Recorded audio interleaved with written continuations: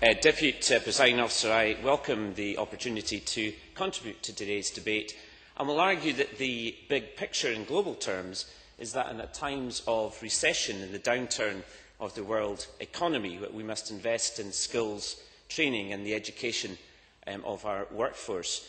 I think it was John Maynard Keynes, the most famous of the counter-cyclical economists. He argued that countries are not like individual householders who tend to cut back during times of crisis and economic downturn. Instead, said Keynes, that this is the very time to provide deficit funding and pump priming at the bottom of the economic curve. I think President Roosevelt's new... I mentioned earlier the accelerated capital that we've been able to invest in colleges to help particularly the construction industry.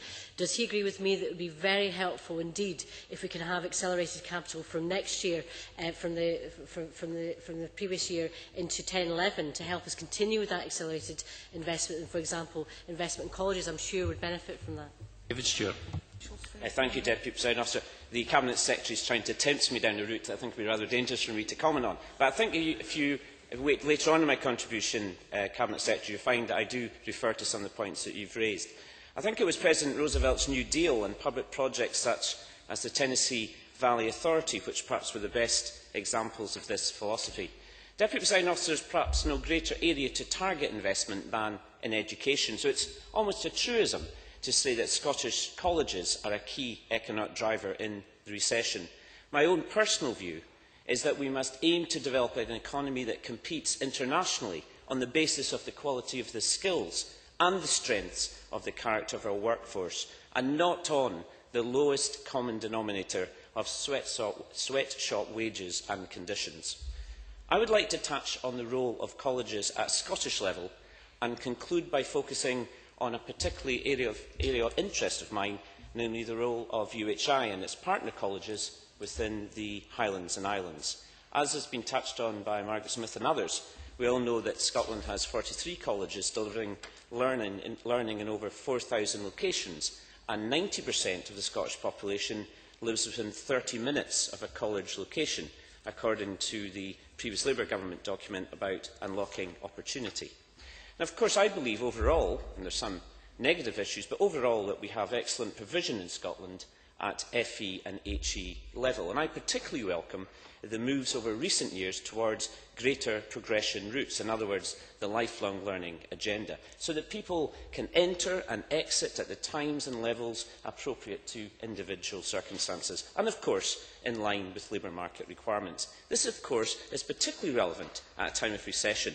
It's crucial that we avoid having a lost generation of young people, as happened in the 1980s, of school leavers who go straight to the dole, not able to gain any experience of work, don't do any training, and after a few years become unemployable. Nowhere can this be seen more than in my area, in the Highlands and Islands. In rural areas, these facilities of jobs, expertise and learning are truly vital in our economic development and recovery, and now is the time to be investing in them. In fragile communities, jobs sustained by Highlands and Islands colleges are crucial to their sustainability. The partnership offered in expertise to businesses are the key to future economic growth. Presiding Officer, with all due respect to Keynes, I'm not sure whether we're dealing with the same level of inherited debt at this time that he was speaking about. And is the member suggesting that there should be more spent, and if there is more spent, on college education, where is it coming from in our fixed budget? David Stewart. Thank you, Deputy Presiding Officer. I suspect we can have a debate on the subject alone of whether the Great Depression was more difficult than the current economic climate. But I would suggest to the member that I think investment in education has a phenomenal return. I think every pound of education spend is worth £3.20 in overall economic return. So I think it's great to invest in education because you get money back in the end of the day. Deputy Presiding Officer, UHI, of course, can never satisfy all the demand for HE in the Highlands and Islands and beyond, but what UHI can offer is customised niche provision that reflects the demands and comparative advantage within the Highlands and Islands. Let me explain that in a bit more detail. Let me take you on a very quick tour around the colleges of the Highlands and Islands, provide a snapshot in one or two words of what they provide.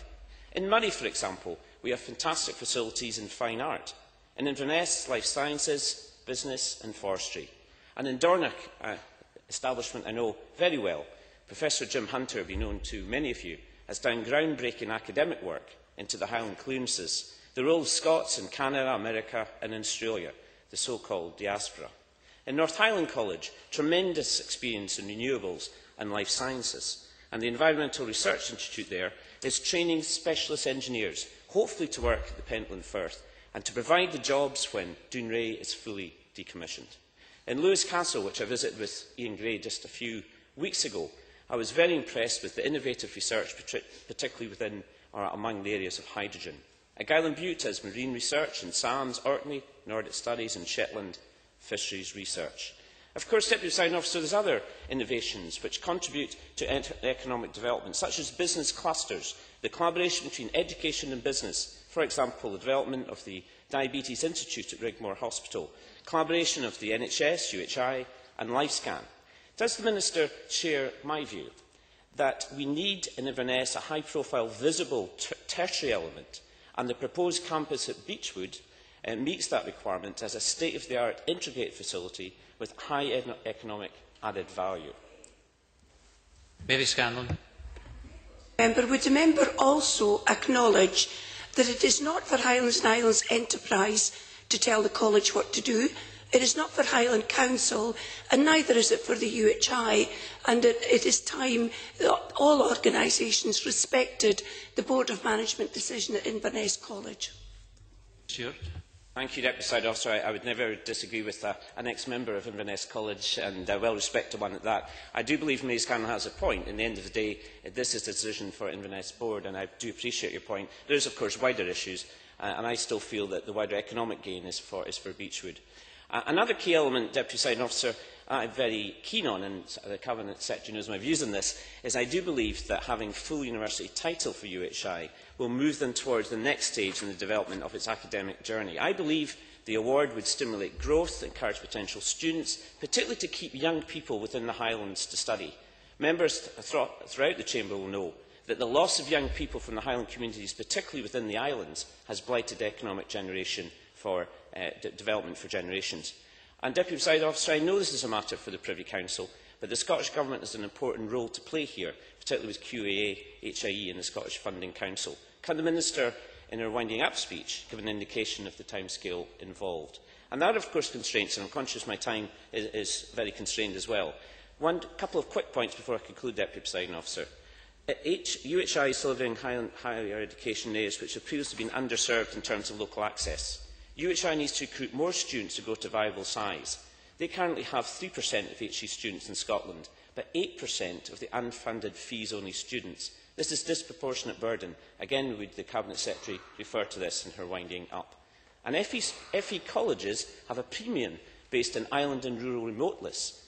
Can this be extended to HE as well? And in conclusion, Deputy Presiding Officer, colleges play a vital role in regional development, and a knowledge-based economy requires a university at its core. Living in rural island communities should not be a barrier to university education.